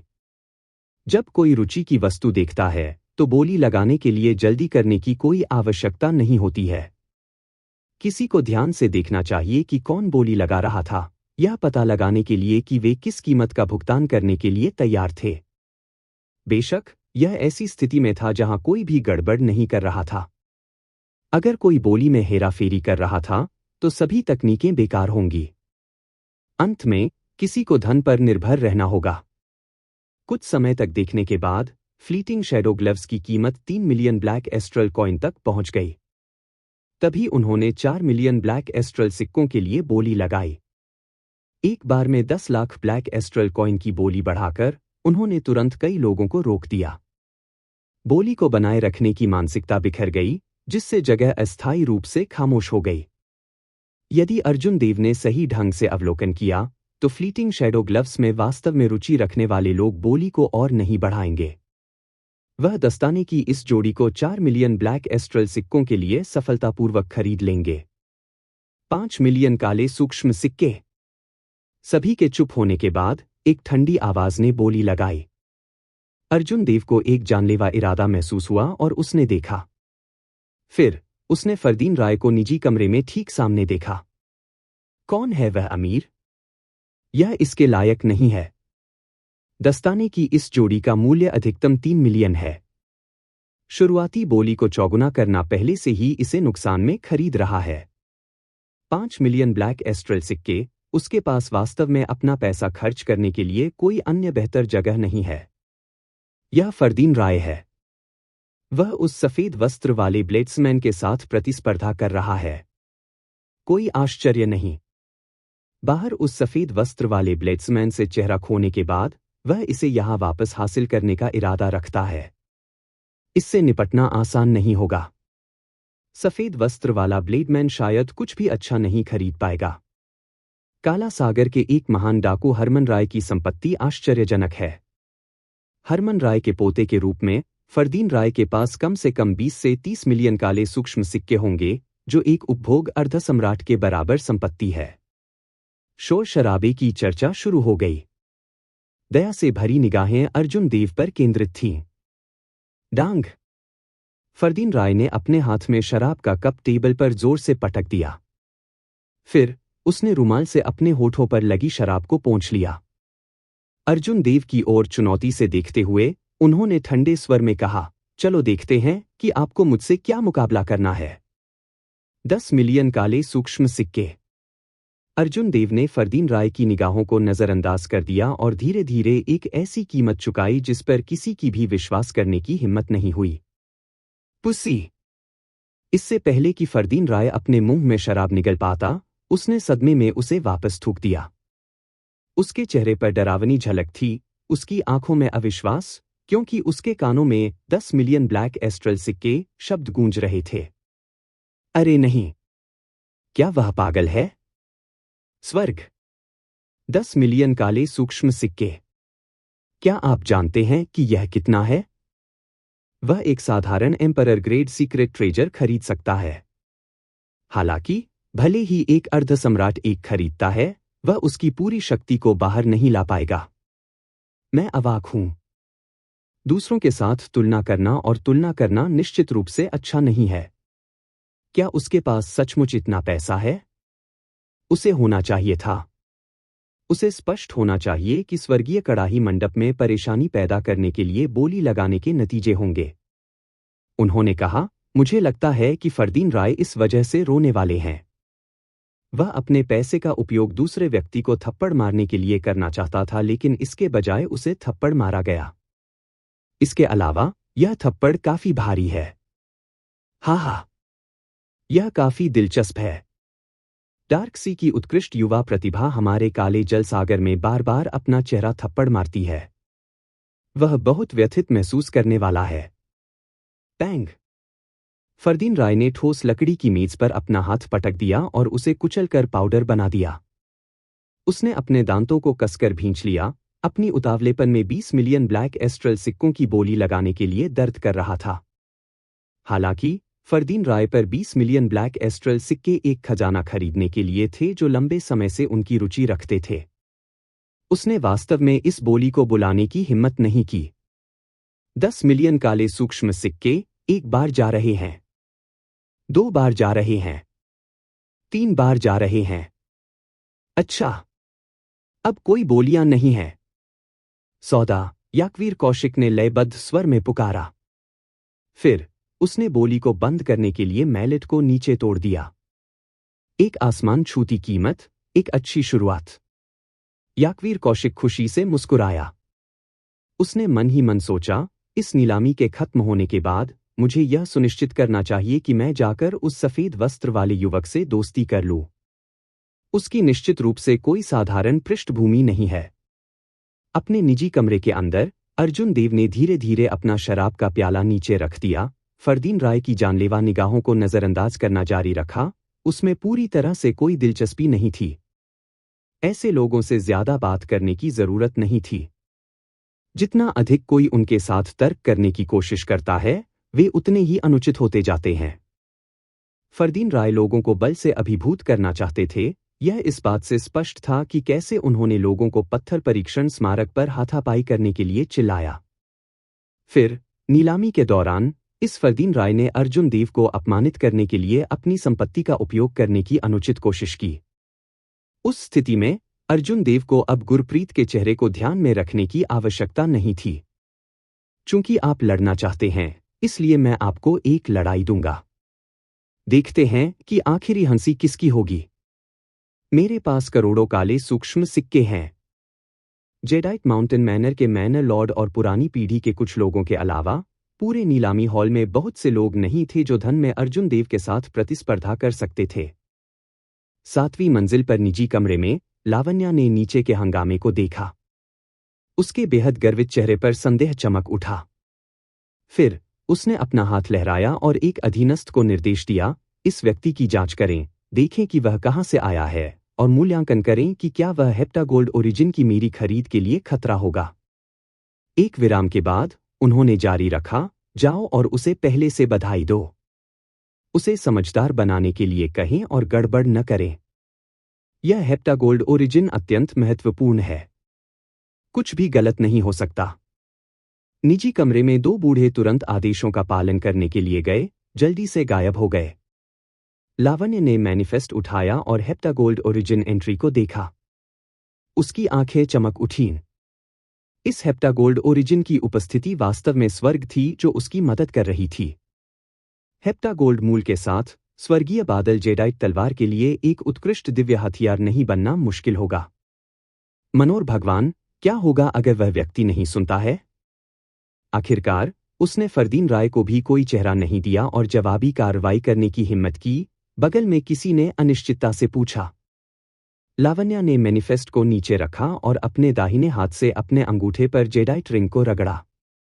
उसकी आंखों में एक जानलेवा इरादा चमक उठा क्योंकि उसने मुस्कुराते हुए उत्तर दिया, यह एकदम सही होगा। यह मुझे कुछ पैसे बचाने की अनुमति देगा। अपने निजी कमरे के अंदर अर्जुन देव को नहीं पता था कि लावण्या ने उसे निशाना बनाया है। हालांकि अगर अर्जुन देव को पता भी होता तो वह परवाह नहीं करते। उसके पास जो सोलर प्लम पंख था वह एक ग्रेटर हेवनली मार्शल सम्राट को वापस मजबूर कर सकता था।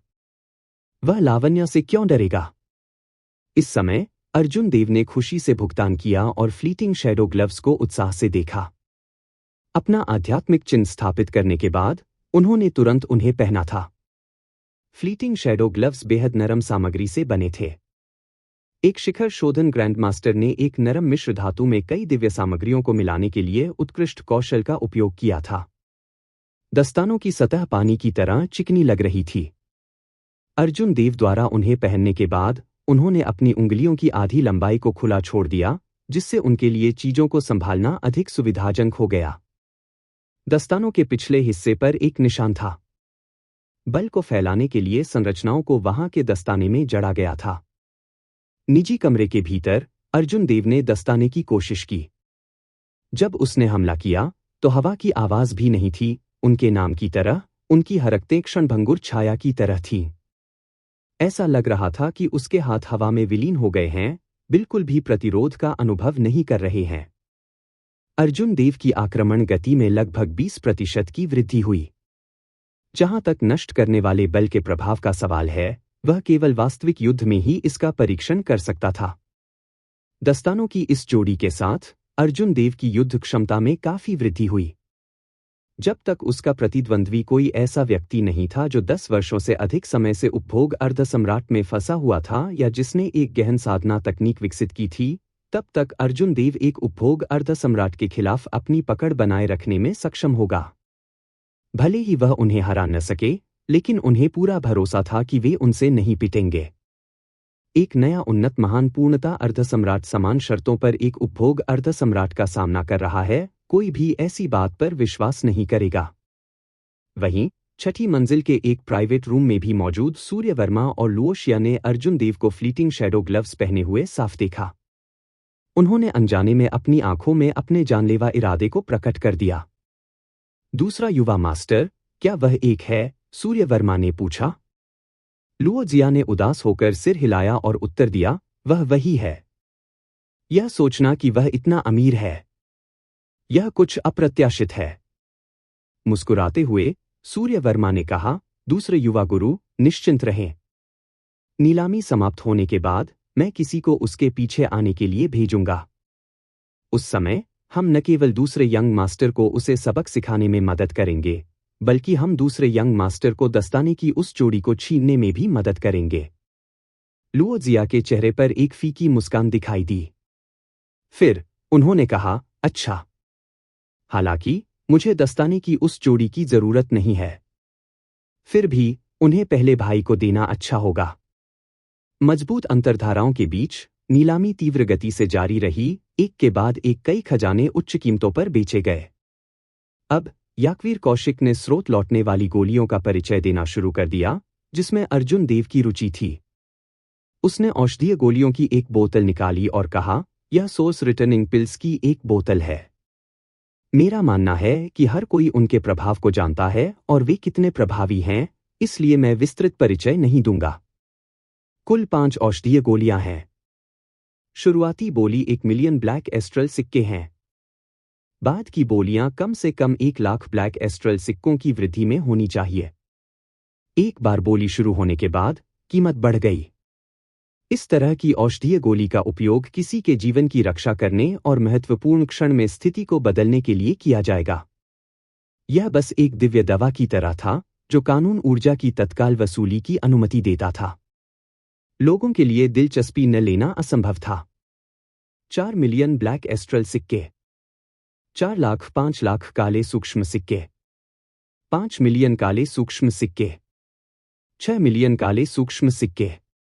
आखिरकार हर बार जब किसी ने बोली लगाई तो उन्होंने ऐसा 1 मिलियन से किया, जो अर्जुन देव की उम्मीदों से कहीं अधिक था।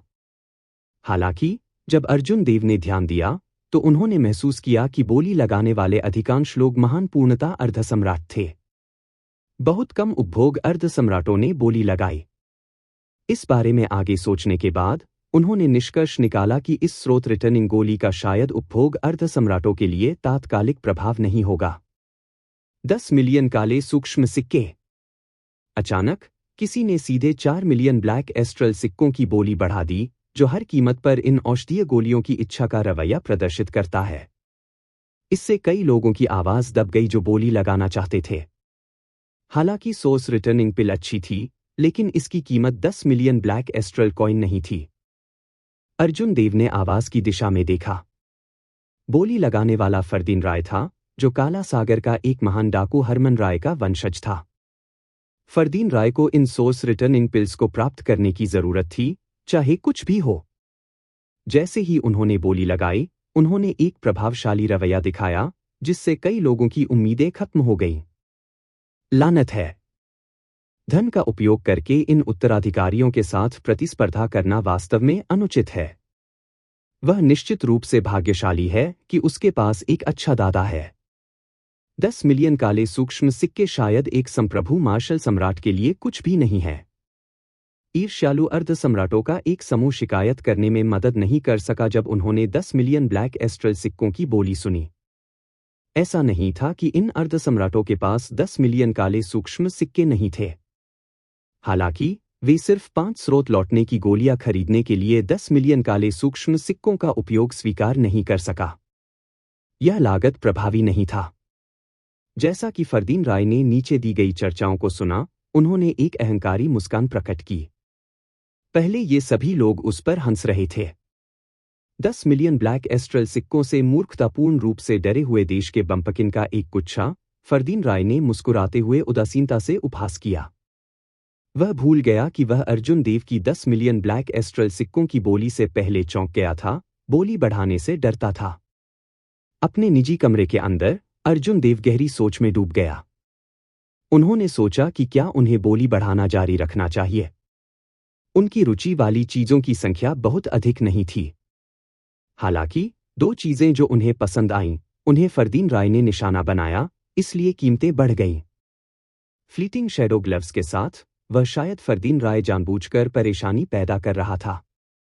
हालांकि वह इन स्रोत लौटने की गोलियों को खरीदने के लिए चाहते में ईमानदार होना चाहिए। क्या स्रोत लौटाने वाली गोलियों के लिए कोई और बोलियां हैं? 10 मिलियन काले सूक्ष्म सिक्के एक बार जा रहे हैं। 10 मिलियन काले सूक्ष्म सिक्के 2 बार जा रहे हैं। जैसे ही याकवीर कौशिक हथौड़े को नीचे गिराने वाले थे, अर्जुन देव ने अपना मन बना लिया। चूंकि इस वस्तु में उसकी दिलचस्पी थी, इसलिए वह इसके लिए लड़ेगा। चाहे इसकी कीमत कितनी भी क्यों न हो, वह इसे खरीद लेगा। अन्यथा वह इसके लिए पछतावा कर सकता है, संभवतः अपना जीवन भी खो सकता है। उस स्थिति में काले सूक्ष्म सिक्कों के इस ढेर को बचाने की कोई आवश्यकता नहीं थी। अर्जुन देव इस फरदीन राय के साथ कोई समय बर्बाद नहीं करना चाहते थे। उन्होंने सीधे कहा, 20 मिलियन काले सूक्ष्म सिक्के। भयानक बोली ने तुरंत विशाल नीलामी हॉल को मृत सन्नाटे में बदल दिया। इसने न केवल हॉल में छोटे पूर्णता अर्ध सम्राटों को बल्कि फरदीन राय को भी स्तब्ध कर दिया। 20 मिलियन काले सूक्ष्म सिक्के उसके पास थे। हालांकि उन्होंने इन स्रोत लौटने वाली गोलियों पर उन सभी को खर्च करने के बारे में कभी नहीं सोचा। इससे पहले फरदीन राय सिर्फ देश के बंपकिन होने के लिए दूसरों का मजाक उड़ा रहे थे। हालांकि ऐसा कहने के तुरंत बाद उसने अपने चेहरे पर थप्पड़ मारा। यह उनके लिए कुछ हद तक अस्वीकार्य था। लानत है। अगर मैं डार्क सिटी में होता तो मैं किसी भी समय 50 मिलियन ब्लैक एस्ट्रल सिक्के लाने में सक्षम होता। मुझे इस निराशा को महसूस करने की आवश्यकता नहीं होगी। फरदीन राय इतना निराश था, उसने लगभग अपना आपा खो दिया। यदि स्वर्गीय कड़ाही मंडप के डर से नहीं, तो वह तुरंत चार्ज कर देता। अर्जुन देव ने एक बार फिर अमीर होने और दूसरों को अपने धन से अभिभूत करने की खुशियों को महसूस किया। जैसा कि वह चाहता था, वह एक चौंकाने वाले 20 मिलियन ब्लैक एस्ट्रल सिक्कों के साथ सोर्स रिटर्निंग पिल्स के लिए बोली जीतने में कामयाब रहा। जैसे ही अर्जुन देव को सोर्स रिटर्निंग पिल्स मिली, उन्होंने अपने कान से एक आवाज का प्रक्षेपण सुना। आपका विशिष्ट सवा वास्तव में बोल्ड है। मैं वर्तमान में जेडाइट माउंटेन मैनर के मनोर लॉर्ड की ओर से बोल रहा हूं। उसे उम्मीद है कि आप उसे कुछ चेहरा देंगे और बाद में हेप्टागोल्ड ओरिजिन के लिए बोली में भाग नहीं लेंगे। जब अर्जुन देव ने यह सुना तो उनके मन में एक विचार आया। लावण्या ने शायद ये शब्द सिर्फ उसे अकेले नहीं कहे थे। ऐसा लग रहा था कि इस जेडाइट माउंटेन मैनर के मनोर लॉर्ड ने इस हेप्टागोल्ड मूल को प्राप्त करने के लिए दृढ़ संकल्प किया था। अर्जुन देव ने पहले ही इस हेप्टागोल्ड ओरिजिन को छोड़ने का फैसला कर लिया था। इस व्यक्ति ने उसे वॉइस प्रोजेक्शन भेजा हो या नहीं, उसने भी यही विकल्प चुना होगा। मुझे हेप्टागोल्ड ओरिजिन में कोई दिलचस्पी नहीं है, आप निश्चिंत हो सकते हैं। वॉइस प्रोजेक्शन भेजने वाला व्यक्ति लावण्या के निजी कमरे में लौट आया और बताया, मनोर लॉर्ड, मैंने पहले ही सभी आवश्यक लोगों से बात कर ली है। जहां तक उस व्यक्ति के बारे में है जिसके बारे में आपने विशेष निर्देश छोड़े हैं, उन्होंने कहा कि वह बोली में भाग नहीं लेने जा रहे हैं। जब लावण्या ने यह सुना तो वह मंद मंद मुस्कुराया। मैं, लावण्या, अभी भी ब्लैक वाटर सिटी में कुछ प्रतिष्ठा रखता हूं। लूनर पैलेस के लोगों को शायद हेप्टागोल्ड ओरिजिन की उम्मीद नहीं थी कि हेप्टागोल्ड ओरिजिन हेवनली काल्ड्रॉन पवेलियन में नीलामी के लिए होगी।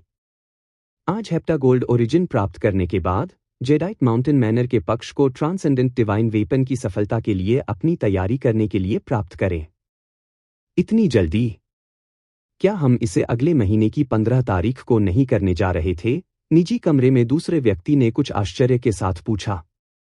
लावण्या ने कहा, चूंकि हमारे पास पहले से ही हेप्टागोल्ड ओरिजिन है, इसलिए विवरणों पर बहुत अधिक ध्यान देने की आवश्यकता नहीं है।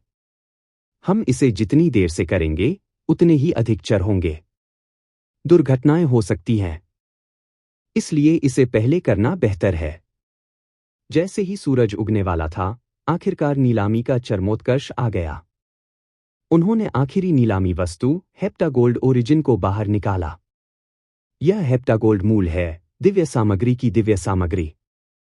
इस बार स्वर्गीय कड़ाही मंडप वास्तव में भाग्यशाली है कि वह ऐसा खजाना प्राप्त करने में सक्षम है। मेरा मानना है कि कोई भी अर्धसम्राट इस तरह की वस्तु के मूल्य से बहुत परिचित होगा। यह देखते हुए मैं कोई परिचय नहीं दूंगा और तुरंत नीलामी शुरू कर दूंगा। हर कोई बस अपनी बोलियां बुला सकता है। इस फाइनल ऑक्शन आइटम में याकवीर कौशिक बेहद कॉन्फिडेंट नजर आए। इस तरह के खजाने के लिए नीलामी के समापन के रूप में काम करने के लिए भले ही शुरुआती बोली शून्य हो, यह एक उच्च कीमत प्राप्त करने में सक्षम होगा। मैं 20 मिलियन ब्लैक एस्ट्रल सिक्के पेश करता हूं। मुझे उम्मीद है कि हर कोई मुझे, लावण्या, कुछ चेहरा देगा। माई जेडाइट माउंटेन मैनर की स्वर्गीय बादल जेडाइट तलवार सूरज उगने के बाद ट्रांसेंडेंट डिवाइन वेपन के लिए अपनी सफलता हासिल कर रही होगी। हेप्टागोल्ड ओरिजिन प्राप्त करने के बाद मैं यहां सभी को एक साथ आने और अनुष्ठान का पालन करने का निमंत्रण जारी करूंगा। जब नीलामी शुरू हुई तो लावण्या, जो पूरे समय चुप थी, ने याकवीर कौशिक के बोलने के बाद तुरंत बोली लगा दी। फिर उन्होंने विस्फोटक समाचार का भी खुलासा किया। इस खबर ने तुरंत जगह में हलचल मचा दी, जिससे कई लोग चौंक गए। यह बहुत अचानक था।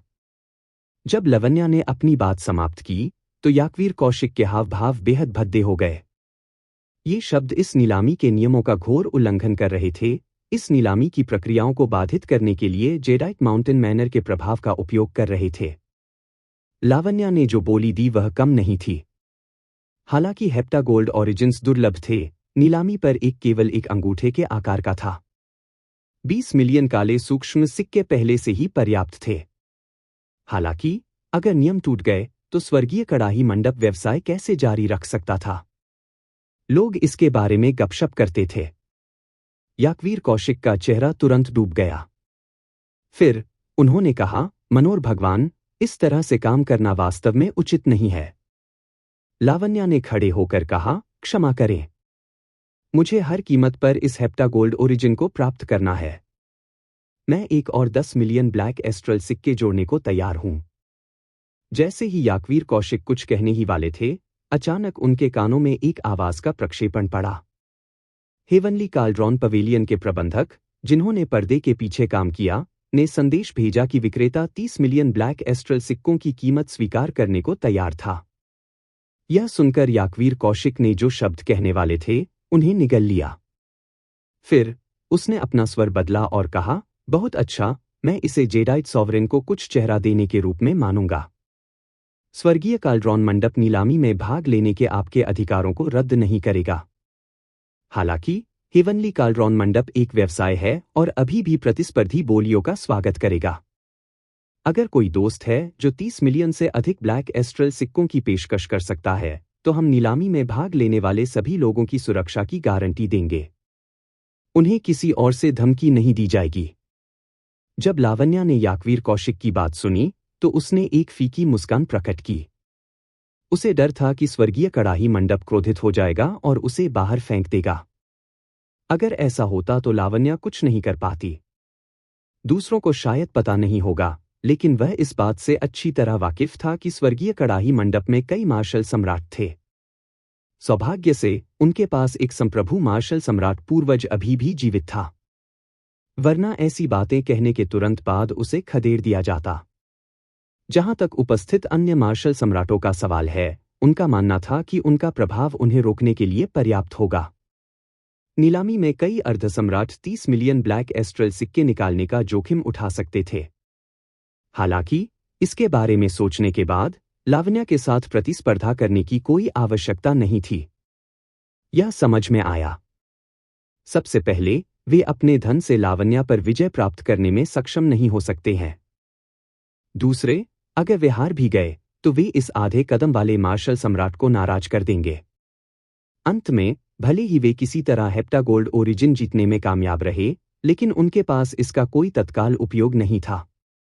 हेप्टागोल्ड ओरिजिन एक दिव्य हथियार को एक उत्कृष्ट दिव्य हथियार में परिष्कृत करने के लिए केवल एक आइटम था।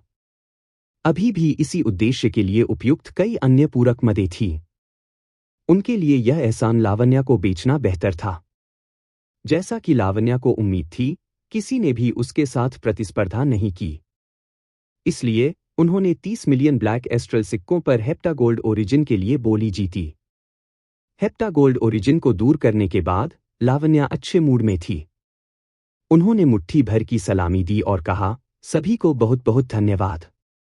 अब नीलामी पहले ही समाप्त हो चुकी है।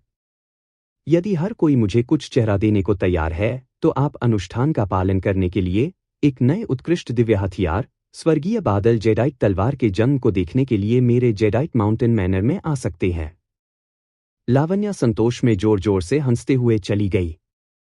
हॉल और निजी कमरों में बड़ी संख्या में अर्धसम्राट पीछा करने के लिए बाहर निकले। यह एक दुर्लभ घटना थी। हर कोई जाकर देखना चाहता था कि लावण्या सफल होगी या नहीं। यहां तक कि फरदीन राय और लुओ जिया भी अर्जुन देव के प्रति अपनी नफरत को अस्थायी रूप से भूल गए। इस अचानक हुए घटनाक्रम ने उनकी योजनाओं को बाधित कर दिया। कुछ देर सोचने के बाद ये दोनों अपने निजी कमरे छोड़ दिए और तुरंत जेडाइट माउंटेन मैनर की ओर चल पड़े। दुनिया में केवल 10 उत्कृष्ट दिव्य हथियार मौजूद थे।